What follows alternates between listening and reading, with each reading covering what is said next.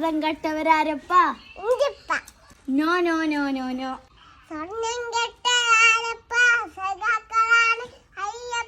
Yes yes yes. നമസ്കാരം.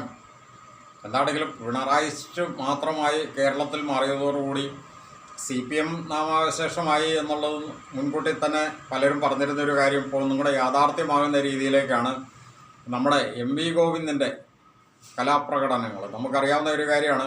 ഇപ്പോൾ വലിയൊരു ജാഥയായിട്ട് നടപ്പുണ്ട്. ജാഥയ്ക്ക് ആളില്ലാതെ വന്നു കഴിഞ്ഞപ്പോൾ ബംഗാളികളെ എല്ലാം വിളിച്ച് ജാഥ കൂട്ടിയ സംഭവങ്ങളൊക്കെ നമ്മൾ ഓരോ സന്ദർഭങ്ങളിൽ കണ്ടുകൊണ്ടിരിക്കുകയായിരുന്നു. കേരളയിൽ വരും, നമുക്ക് പാലക്കാട് നിന്ന് അപ്പം ചൂട്ട് എറണാകുളത്ത് കൊണ്ടുവന്നിട്ട് അപ്പം വിറ്റിട്ട് തിരിച്ച് പാലക്കാട് വരെ ചെല്ലാം എന്നൊക്കെ പറഞ്ഞ് ഭയങ്കര കോമഡിയൊക്കെ അടിച്ച അപ്പം ഗോവിന്ദനാണ് ഇപ്പോൾ ഇന്നിപ്പോൾ അടുത്ത വേറൊരു സംഭവം, വളരെ രസകരമായൊരു സംഭവം. അതായത് പിണറായി സർക്കാർ മൂന്നാമതും വരണം എന്ന് പറഞ്ഞ് പ്രചരിപ്പിക്കുന്ന ഒരു പാവം ഒരു കാർന്നവരെ പിടിച്ച് സ്റ്റേജിൽ കയറ്റി പിണറായി തന്ന പെൻഷൻ കാശാണ് 2000 രൂപ എന്ന് പറഞ്ഞ് ആ 2000 രൂപ എണ്ണി വാങ്ങി അത് ആ വ്യക്തിയുടെ കയ്യിൽ തന്നെ തിരിച്ചു കൊടുത്ത്, അത് പാർട്ടിക്കാർ കൊടുത്തത് അവർ തന്നെ തിരിച്ചു മേടിച്ച് ആ പാവത്തിനെ വെറുതെ പറ്റിച്ചത്. എന്തിനാണ് ഇത്തരം വേഷം കെട്ടുകളൊക്കെ നടത്തുന്നത്? ഇത് ഈ സോഷ്യൽ മീഡിയയുടെ കാലത്ത് സാമാന്യ ബോധമുള്ള ജനങ്ങളാണ്. നിങ്ങൾക്ക് ബോധമില്ല എന്ന് കരുതിക്കൊണ്ട് ജനങ്ങൾക്ക് സാമാന്യ ബോധമുണ്ട്. ഇത്തരം വേഷം കെട്ടുകൾ, ഇത്തരം നാടകങ്ങളൊക്കെ കാണിക്കുമ്പോൾ എത്ര അപഹാസ്യമായിട്ട് പോവുകയാണ്. പെൻഷൻ കിട്ടിയ പൈസ ഇപ്പോ UDF വന്നാൽ എനിക്ക് കിട്ടൂല. നിങ്ങൾ തന്നെ വരണം. ആയിക്കോട്ടെ, ഒരു കാര്യം വിഷയത്തിന് വെച്ചോ. മാസ് വാങ്ങിയായിട്ട് കൂട്ടിക്കോട്ടോ.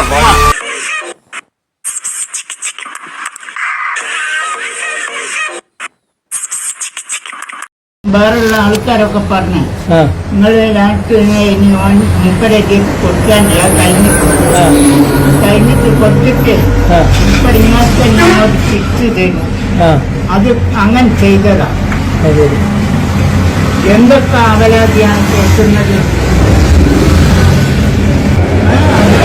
ഞാനാ പോകാനും പറഞ്ഞാനോ പോന്നതാ. ഇന്നെന്നാലും ഒരു കൂട്ടിക്കൂടുകയല്ല അങ്ങോട്ട് തന്നെ. അപ്പോ അങ്ങനെയാണ് ചെയ്തത്. വേറെ ഒന്നും നമ്മൾ ചെയ്തിട്ടില്ല. നമ്മളെ ഒരാളോടും കക്കാൻ പോയിട്ടില്ല. വേറെ ഒന്നല്ല,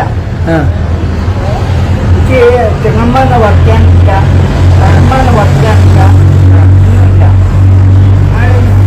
നയിച്ചിട്ടെങ്കിലോ വേറെ ദിവസം പോയി കാണില്ലോ കിട്ടിക്കെങ്കിലോ ആണ് നമ്മൾ ചെയ്യുന്നത്.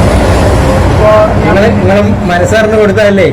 മനസ്സറിന് കൊടുത്തതല്ലേ? അങ്ങനെയല്ലേ പറയുന്ന ഞങ്ങൾ കേട്ടില്ലേ? ഞാൻ പറഞ്ഞ നിങ്ങൾ കേട്ടോ? കേട്ടോ?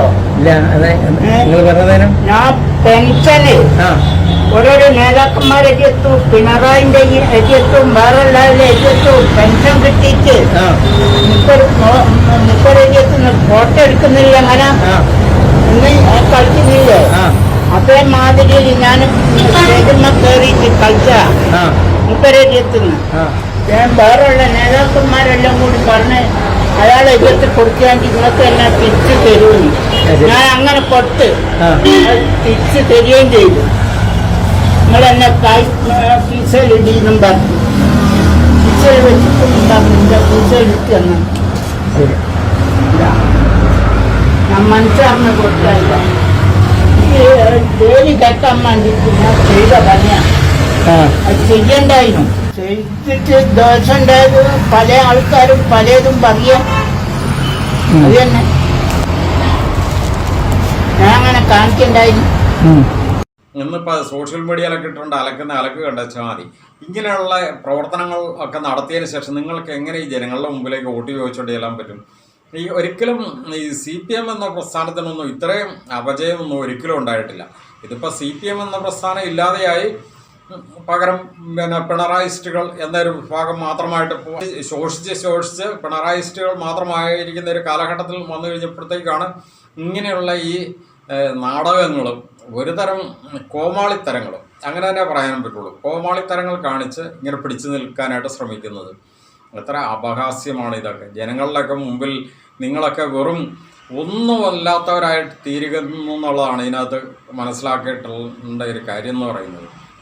റെയിലിന് വേണ്ടിയുള്ള നമ്മൾ ഇതേപോലെ തന്നെ ശ്രമം നടത്തി. അത് ഈ UDF-കാരും BJP-കാരും കൂടി പൊളിച്ച് ഇപ്പോഴത് ഗവൺമെൻറ്റിൻ്റെ അംഗീകാരം കിട്ടിയിട്ടില്ല. ഗവൺമെൻറ്റിൻ്റെ അംഗീകാരം കിട്ടിയാൽ കേരളയിലും ഈ കേരളത്തിൽ ഇടതുപക്ഷ മുന്നണി ഗവൺമെൻറ് നടപ്പിലാക്കുക തന്നെ ചെയ്യും. ഒരു സംശയവും വേണ്ട.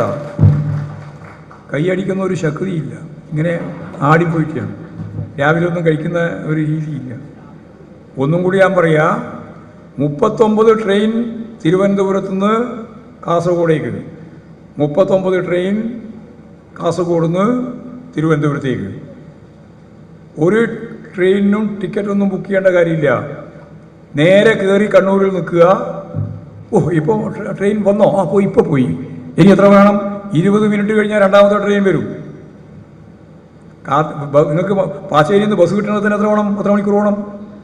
ഇപ്പോൾ പാച്ചേരിക്കുന്ന ഒരു ബസ്സിന് തളിപ്പൂർ പോകണമെങ്കിൽ എത്ര സമയം വേണം? എത്ര കാത്തിരിക്കണം? അരമണിക്കൂർ. ഇതെത്രയേ കൊണ്ടു? ഇത് കയറി നിന്ന് 20ാമത്തെ മിനിറ്റിൽ വരും. ഇപ്പോൾ ഒരു 10 മിനിറ്റ് മുമ്പ് പോയി. അപ്പോൾ എത്ര മിനിറ്റ് ഇരിക്കണം? 10 മിനിറ്റ്. 10 മിനിറ്റ് കൊണ്ട് ട്രെയിനായി. അപ്പോൾ തന്നെ ടിക്കറ്റ് എടുക്കുക, അപ്പോൾ തന്നെ കയറാം. എന്താ കാരണം? ഓരോ 20 മിനിറ്റിനും ട്രെയിനാണ്. കാസർഗോഡ് നിന്ന് തിരുവനന്തപുരത്തേക്കുള്ള ദൂരം കൈകാര്യം ചെയ്യാൻ എത്ര മണിക്കൂർ വേണമെന്ന് അറിയാം നിങ്ങൾക്ക്? 3 മണിക്കൂർ 54 മിനിറ്റ്. കാസർഗോഡ് നിന്ന് കയറിയാൽ 3 മണിക്കൂർ 54 മിനിറ്റ് കൊണ്ട് എത്തും തിരുവനന്തപുരത്തും. അപ്പോൾ കൊച്ചിയിലേക്കുള്ള ദൂരത്തിലായിരിക്കും. ഇവിടുന്ന് കൊച്ചിക്ക് പോകണം. പണ്ടെല്ലാം കൊച്ചിക്ക് പോകാമെന്ന് പറഞ്ഞാൽ തന്നെ വലിയ പണിയാണ്. ഇപ്പോൾ നേരെ കണ്ണൂരിൽ നിന്ന് കൊച്ചിക്ക് പോകാൻ എത്രയേ കൊണ്ടു? 1.5 മണിക്കൂറുണ്ടായാൽ കൊച്ചിയിലെത്തി. ഇവിടുന്ന് ചായയും കുടിച്ച് പോവുക, അവിടുന്ന് ഭക്ഷണവും കഴിഞ്ഞ് തിരിച്ചിങ്ങോട്ട് വരാം. വൈകുന്നേരം വീട്ടിൽ വന്നിട്ട് ഭക്ഷണം കഴിക്കാം. കൊച്ചിയിൽ നിന്ന് കേരളത്തിൻ്റെ ഏതറ്റം വരെയും നമുക്ക് പോകാനുള്ള സൗകര്യം. അത്ര മഹനീയമായ ഒരു 50 കൊല്ലത്തിൻ്റെ വളർച്ചയാണ് നമ്മൾ കേരളയിലൂടെ കണ്ടത്. കാരണം ഈ പ്രസ്ഥാനമൊക്കെ എത്ര മഹാന്മാർ കൈകാര്യം ചെയ്തുകൊണ്ടിരുന്നൊരു പ്രസ്ഥാനമാണ്.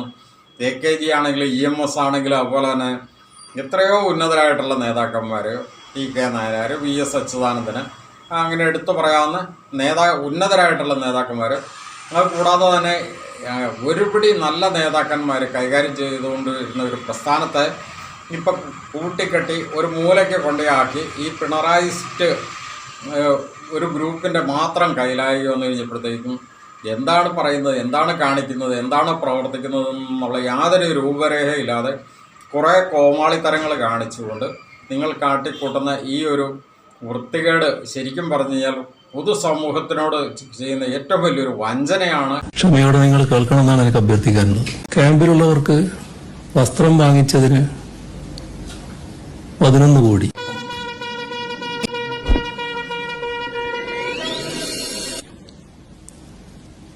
ജനറേറ്റർ പ്രവർത്തിപ്പിക്കാൻ 7 കോടി,